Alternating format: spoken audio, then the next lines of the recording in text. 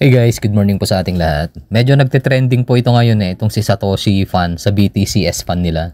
Kasi nagkaroon ng airdrop before sa core, umabot ng malaki yung core Pumaldo talaga sila sa airdrop na yun. From umabot ng $5 yung all-time high nun From check lang natin. Wait lang. Dito, basahin ko na lang to guys para at least may idea kayo. And then i-demo ko kung paano sumali doon sa mga projects nila.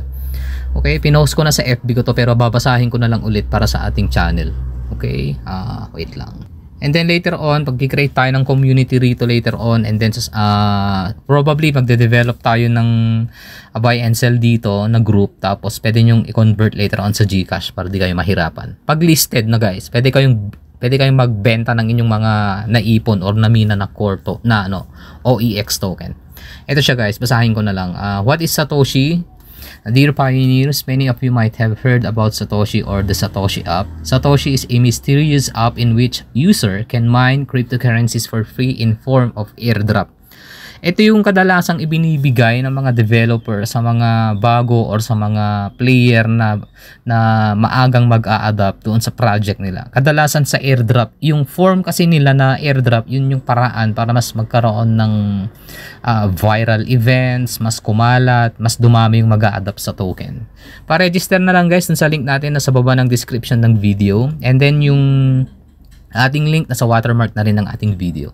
Okay, code natin 8544X just in case kailanganin nyo po. Previously in the Satoshi app, there was an airdrop that was given to the community and it was core. After the launch of core, the coin was successfully growing, ranging from, ito yung sinasabi ko kanina, 0.3 guys, 0.3 cents lang to naging to $1 and also hit its all-time high price of $5.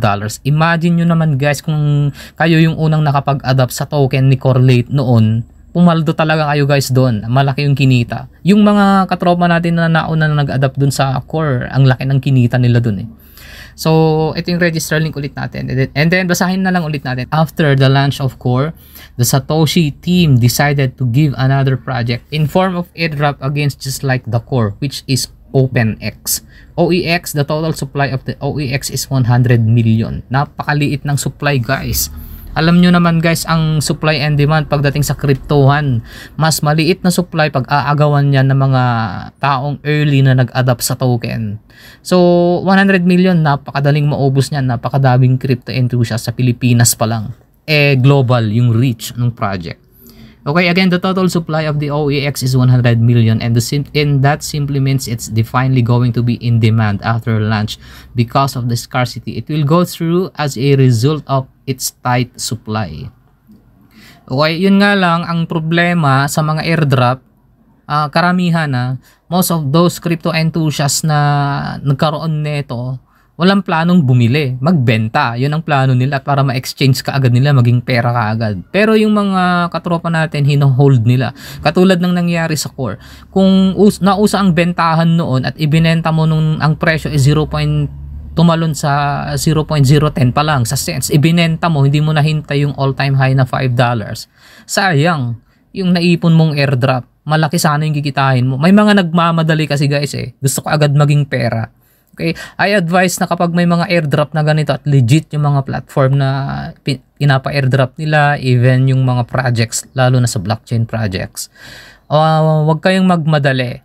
Maghanap kayo ng mga reputable content creator na merong mga magagandang reviews kung paano tatagal ba yung token, ano yung potential ng token, and probably dinidiscuss dito yung use case din kasi Kasi kung magiging airdrop lang siya at ang paraan dadaan ito sa listing at for trade lang, hindi mo mapapaangat ang value ng token na in-airdrop kung walang magiging use case.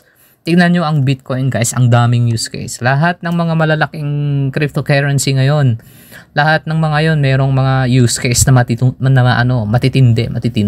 Okay?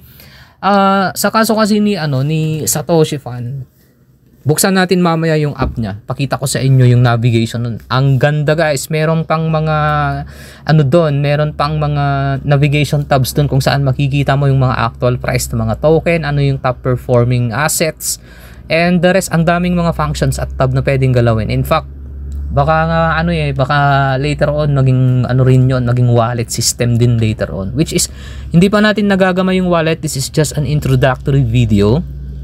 Sali na lang kayo muna sa link and then ipakita ko na lang sa inyo yung simpleng pag-claim sa pamamagitan ng pag-join sa project. Okay? Basahin na lang ulit natin. By claiming the OEX airdrop, users can also participate in giveaways where they will be receiving free BTC and Core airdrops as well. May airdrop pati sa Core airdrops nila. Ito na yon, pinapaganda na nila lalo yung use case ng Core as well as the OEX coin, pinagsama nila yung Core tsaka OEX. The OEX coin is a game changer in the crypto world, almost being the third position when it comes to minimum total supply after Bitcoin and Ethereum. Okay, you can register on the Satoshi app and complete your facial verification first, which is their KYC first step, and begin to claim airdrop without suffering from KYC problem and complaints. If you have missed BTC and ETH, don't miss OEX. Okay, paano mag-claim ng kanilang airdrop? Magpa KYC lang kayo. Simpleng face verification lang naman yun. Okay, tara dito sa app. Pakita natin kung paano sumali sa kanilang mga airdrop. Ito. Ayan. So pag nasa app na ho kayo, dun sa airdrop points nila, merong nakalagay dyan na claim airdrop. Itap nyo lang po yun. Tapos merong verification. Tapos magpa-facial verification lang din ho kayo. Sundan nyo lang po yung KYC nila. Tapos itap nyo, next nyo pong gagawin, itap nyo po yung project. Ayan. Tapos dito sa Open OEX, yung current Open OEX, yung may makikita kayong OEX sa taas, itap nyo po yan. Ayan. And then, participate in airdrop. Tap nyo po yan. Ayan. Successfully participated in the airdrop. Participate in this project. Airdrop will take effect in the next round of airdrops in the system. The next round of airdrops is expected in 29 minutes. These rounds of airdrops will not appear in the list. Okay? Close na lang natin. Tapos, back nyo lang. Huwag nyo i-exit yung airdrop, guys. Okay? Ganyan lang. Tapos dito sa team, tap nyo po yan. Recruit teammate.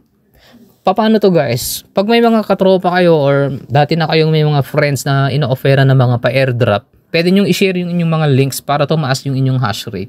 So, sa recruit teammate, you need to recruit teammates to run your team. The more teammates you have, the more you can increase your team hash. So, just like parang yung Avive, parang ICE token, halimbawa. Pag listed na rin yata si ICE. Hindi pa yata siya listed, pero meron silang na sa OKX Tapos lumipat sila sa BEP20, yung network nila. From Ethereum naging BEP20 yata. Alright, so sana wag nating mapalampas to, guys, sa mga katropa natin na nag-aabang ng mga magagandang projects at pa-airdrop. Ito ho, guys, maganda ho ito. Nga pala, discuss natin to. Just in case magkaroon ng listing ito later on at yung mga katropa natin mahirapan sa exchange. Meron akong FB link sa baba, and then community neto, probably i-add ko na rin sa baba ng description ng video. Sali na lang din ho kayo. Just in case magkaroon ng listing, pwede ho tayo magbilihan at magbentahan, P2P na lang. Huwag na ko yung dumaan sa mga mga exchange list or mga centralized wallets or platform na mahahassle ho kayo. Lalo na sa mga katropa natin na hindi pa gamay yung pag-claim. But most of our friends na nasa crypto industry, marunong naman. Alam yung ginagawa pagdating sa crypto, kung paano nila ipapalit, paano nila ipapasok sa wallets nila, paano nila i-exchange. The rest of you guys na mga bago pa lang, join na lang din ho kayo sa community sa AFB. Pag pumutok to, guys, at least libre naman yung pagmina. Sama-sama ho tayo sa project na to at tignan natin kung papaldo ulit tayo dito katulad sa Core. Alright, again, this is DMC's friend. Maraming salamat sa pagsama nyo sa akin sa ating morning grind update episode ngayong araw. Thank you for watching. Magandang hapon, magandang umaga, magandang tanghali po sa ating lahat.